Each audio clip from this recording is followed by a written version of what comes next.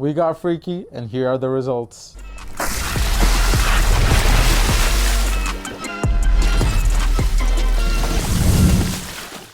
What's up guys, Vinny here with Sneaker Tweaker, and today we have the performance review on these beasts right here, the Nike Zoom Freak 5. Now, these shoes were, pretty much going along the whole theme of Giannis's line. They're pretty much similar to Kobe's as far as low top and everything, but I would say that these ones, the Zoom Freak 5s, are probably his best performance shoes yet. I love hooping in these, and let's dive into it and see what makes these shoes so great.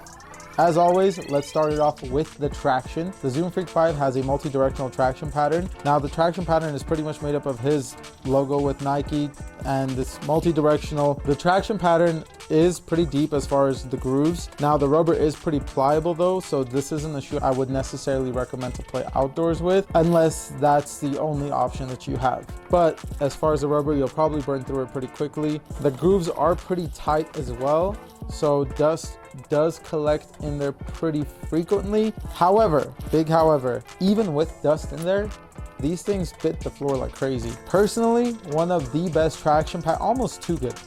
In my experience, these were almost too good. One of the best traction patterns of this year. Whatever dust does collect, it's super easy to wipe off. On top of that, there was a game that I played where this thing stopped so hard that I ate shit. I did come back and score afterwards, but I ate shit on defense, and sometimes that happens with really good traction. You step on there, you just get stuck on the floor, quick change of direction, and you just go down. As far as the traction, these things were money. They also have a freakishly loud squeak, pun intended, and I loved it. Works on clean and dusty courts. As for the cushion, they did pretty much step away from what they did in the 3 and the 4, which was the zoom pods in the forefoot. Now they still have forefoot zoom, but it's pretty much encased, and then you have a Cushlon midsole. The compression from the Cushlon is super nice. You can see the compression marks right here, but it's super nice. And then the Zoom has a really nice quick snap or bounce to it.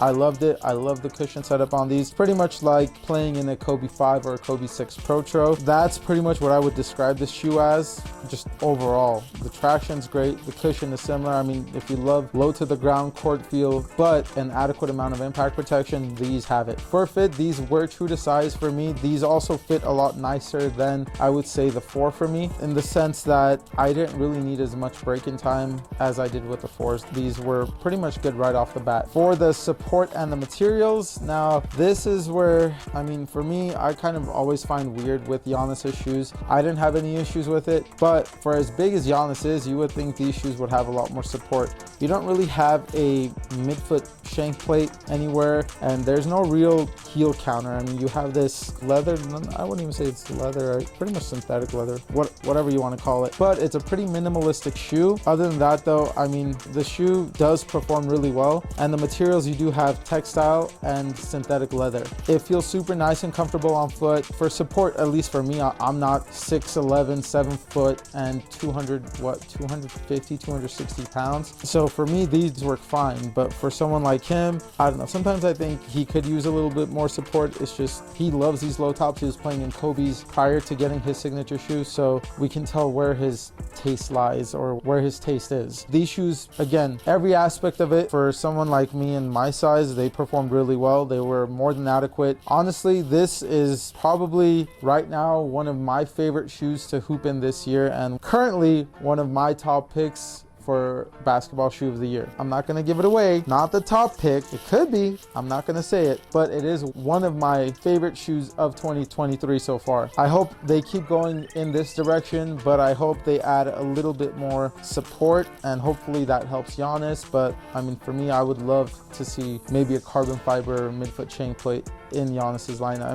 know that would probably raise the prices closer to KD's line, 150, but for a shoe that's retail price $130, it is an amazing hoop shoe. These shoes are also really, really light. They felt like I had nothing on. For a size 9, these do weigh about 12.6 ounces, so super light shoe. Loved hooping in these. I've said before, I don't really notice weight, but with these, it was noticeably light, I guess I would say. I don't really notice heavy, but that makes sense. These are just super light, just felt one with my foot. I loved it. Comparison wise, I would say these remind me of the Kobe 5s. I know a lot of people love the Kobe 5. 5s. So if you are looking for a Kobe alternative, particularly the 5s even, the Zoom Freak 5s are a great shoe to go with. If you've played in the Zoom Freak 5s, comment down below what your experience is, what you liked about it, what you disliked. If there are any other shoes you guys would like us to review, please comment down below. For more content like this, please like, subscribe, and follow. We'll see you guys in the next one. Peace.